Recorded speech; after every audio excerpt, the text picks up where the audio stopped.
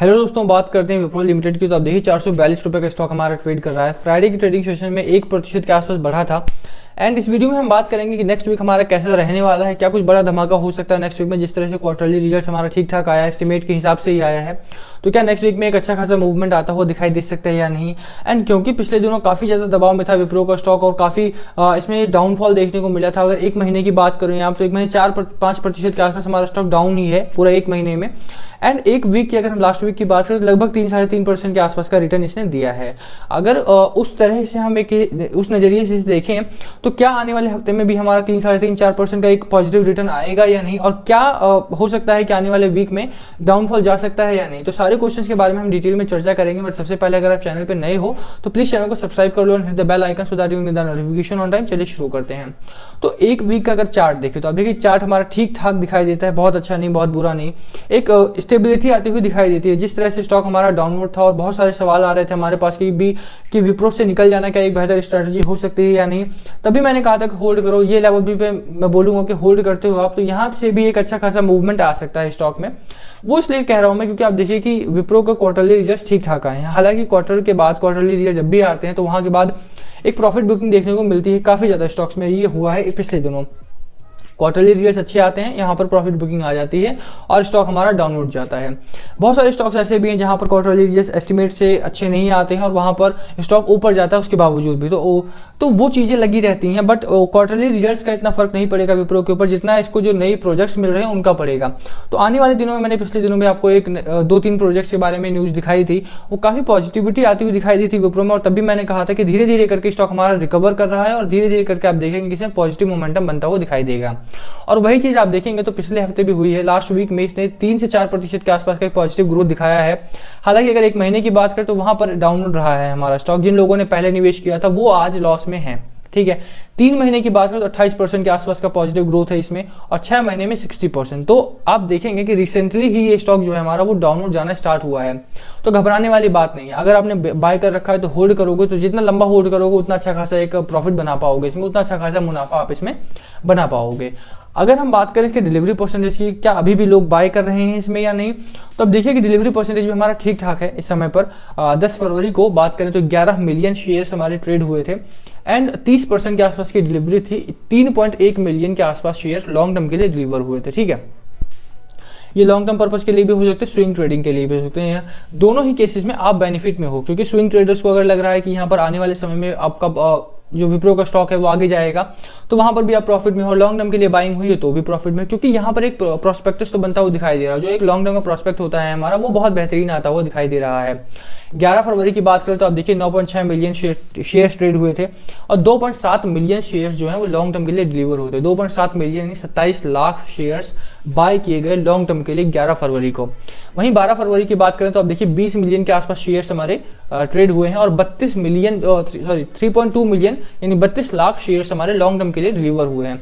तो delivery percentage wise देखेंगे तो थोड़ा सा कम है, बट ओवरऑल नंबर्स में देखेंगे जिस तरह से बड़ा स्टॉक है, बड़ी कंपनी है, वहां पर फिर भी 32 लाख शेयर्स अगर लॉन्ग टर्म के लिए डिलीवर हो रहे हैं तो ये एक बहुत ही पॉजिटिव चीज है, ठीक है। आने वाले दिनों में आप देखेंगे जो विप्रो का स्टॉक है हमारा वो अच्छा खासा ट्रेड करता हुआ दिखाई देगा बिकॉज ऑफ डिलीवरी परसेंटेज अच्छा होता है तो आने वाला जो समय होता है वो बहुत बेहतरीन होता है। और मैं डेली डिलीवरी परसेंटेज आपको चेक करवाता हूँ ऑलमोस्ट, ताकि आपको एक कन्विक्शन रहे स्टॉक पर कि अभी भी इसमें बाइंग हो रही है, इस लेवल पर भी बाइंग हो रही है। इसका मतलब है कि आने वाले समय में स्टॉक हमारा अच्छा खासा एक मूवमेंट दिखाएगा। आपको लॉन्ग टर्म होल्ड करना पड़ता है। जैसे मैंने 3 महीने का आपको दिखाया रिटर्न 28% के आसपास है और 6 महीने का 60% के आसपास है। तो आप अगर लंबा होल्ड करते हो किसी भी स्टॉक को तो वहां पर पैसा बनता है, ठीक है। और वही एक चीज आप विप्रो में भी देखोगे, जितने भी बड़े स्टॉक है वहां पे आपको लंबा होल्ड करके चलने की एक स्ट्रैटेजी होनी चाहिए। 3 महीने 6 महीने आप स्टॉक को होल्ड करते हो तो वहां पर आप पैसा नहीं बनाते हो, वहां पर लॉसेस होता है। बहुत सारे स्टॉक है जो 3 महीने गिरते हैं उसके बाद आप देखेंगे कि बहुत तेजी से आगे बढ़ते हैं। 3 महीने गिरेंगे, आपने वहां बेच दिया, आप देखेंगे कि अगले 1 महीने में वो स्टॉक इतना बढ़ा है कि लॉस भी रिकवर हो गया और पैसा भी डबल हो गया है, ठीक है। तो वही एक चीज आपको होल्ड करके चलनी होती है। होल्ड करोगे स्टॉक को तो आने वाले समय में 30 दिन है अगर हमारे महीने के, तो वहां पर 25 दिन का ट्रेडिंग सेशन है अगर हमारा 25 दिन ट्रेड हो रहे हैं और 20 दिन अगर हमारा स्टॉक गिरता है तो 5 दिन में वो इतनी तेजी से बढ़ेगा कि आपका सारा लॉस रिकवर हो जाएगा और आपको प्रॉफिट में छोड़ के जाएगा वो स्टॉक, ठीक है। तो वहां पर आप लॉन्ग टर्म के लिए एक इन्वेस्ट करने की स्ट्रैटेजी बनाइए। इस समय पर भी अगर आपने बाइंग कर रखी है इस स्टॉक में और लॉन्ग टर्म के लिए होल्ड करने की स्ट्रैटेजी रखते हैं आप, तो आने वाले समय में विप्रो भी आपको एक अच्छा खासा मूवमेंट दिखाएगा और अच्छी खासी प्रॉफिट के साथ ही आपको एग्जिट करवाएगा अगर आप एग्जिट होना चाहते हैं तो। वैसे ये लॉन्ग टर्म का स्टॉक है, लॉन्ग टर्म में लेके चलेंगे तो ठीक ठाक उसमें पैसा बना सकते हैं। ग्लोबल क्यूज को भी अगर हम देखें, अगर इंडियन बाजार की बात कर लें पहले, तो आप देखिए इंडियन बाजार हमारा मिक्स्ड एक इंडिकेशन दे रहा है। मिक्स इंडिकेशन क्यों कह रहा हूं मैं, आप देखिए कि निफ्टी बैंक हमारा 1% अप है और उसके बाद भी निफ्टी जो 50 है हमारा निफ्टी 50 वो डाउनवर्ड गया है। ऐसा ही थर्सडे एंड वेडनेसडे को भी देखने को मिला था। थर्सडे पॉजिटिव था हमारा निफ्टी 50, बट वेडनेसडे का निफ्टी 50 नेगेटिव था और मिड कैप नेगेटिव था, और ये दोनों चीजें पॉजिटिव थी। निफ्टी नेक्स्ट 50 भी पॉजिटिव था, निफ्टी बैंक भी पॉजिटिव था हमारा। यहाँ पर बिकवाली का एक माहौल बना हुआ है बाजार में, ठीक है। और जब भी ज्यादा बिकवाली होती है तो इस तरह का एक मोमेंटम, इस तरह का एक पिक्चर हमारे सामने उभर कर आती है कि कुछ इंडाइसिस जो है हमारे पॉजिटिव में और कुछ इंडाइसिस हमारे बहुत ही ज्यादा नेगेटिव में है। हालांकि इस समय पर बहुत ही ज्यादा नेगेटिविटी वाली चीज नहीं हो रही, बट स्टिल यहाँ पर एक गिरावट का माहौल बन रहा है। और वो गिरावट का माहौल क्यों बन रहा है, आप यहाँ पर देखिए कि FII का डेटा है और इस समय पर दोनों ही FII एंड DII दोनों ही नेट सेलर्स में आ गए हैं। फ्राइडे की बात है ये। फ्राइडे को मैंने आपको थर्सडे का डेटा दिखाया था, वहां पे FII जो थे वहां पर नेट बायर्स में थे और DII नेट सेलर में थे हमेशा की तरह। बट इस समय पर आप देखेंगे तो दोनों ही नेट सेलर्स में आ गए हैं। नेट सेलर्स में FII ने नेट सेलिंग की है 37 करोड़ की, ठीक है। बाइंग भी की है, कुछ सेलिंग भी की है, दोनों को माइनस करके नेट आ गया है हमारा। नेट सेलर्स में रहेंगे 37 करोड़ का। वहीं DII को देखेंगे आप तो DII ने लगभग 600 करोड़ के आसपास का माल डंप किया है बाजार में। और इतना ज्यादा अगर माल डंप होता है बाजार में तो यहाँ पर गिरावट का माहौल तो बनेगा ही। और वही चीज हमें ITC में देखने को मिली है और वही चीज का असर हमें विप्रो के ऊपर भी देखने को मिला था पिछले दिनों, ठीक है। हम चार्ट पर भी बात करेंगे, चार्ट क्या कहता है हमारा। पर इस समय पर आप देखेंगे तो बाजार में बिकवाली का जो माहौल चल रहा है और FII तो फिर भी खरीदारी कर रहे हैं। ये पहला दिन है फ्राइडे का जब वहां पर नेट सेलर्स में है ये लोग। बट ओवरऑल अगर आप देखेंगे पूरे वीक में तो FII ने लगातार खरीदारी की है और बहुत ज्यादा खरीदारी की है, जिसकी वजह से जो बाजार रहा है स्टार्टिंग के दिनों में तो अपना लाइफ टाइम हाई भी टच कर रहा था, बट उसके बाद धीरे धीरे करके DII जो है वो नेट सेलर्स में बने रहे हैं और FII भी अब देखिए आपकी फ्राइडे की ट्रेडिंग में ये भी नेट सेलर्स में आ गए हैं। तो यहाँ पर एक गिरावट का माहौल बनता हुआ दिखाई दे रहा है बाजार में। अगर इसी तरह की बिकवाली जारी रहती है तो आप देखेंगे कि आने वाले दिनों में जो बाजार है हमारा वो बिकवाली के माहौल से गुजरेगा, ठीक है। तो एक चीज तो वो है हमारी, तो यहाँ पर आपको थोड़ा सतर्क रहना है विप्रो के स्टॉक को लेकर भी। और जो बड़े स्टॉक्स हैं उनमें अक्सर ऐसी चीजें देखने को मिलती है कि जब बाजार गिरता है तो वहां पर जब बिकवाली होती है तो बड़े स्टॉक्स में सबसे पहले होती है, क्योंकि FII और DII ने इन्हीं स्टॉक्स को होल्ड किया होता है, ठीक है।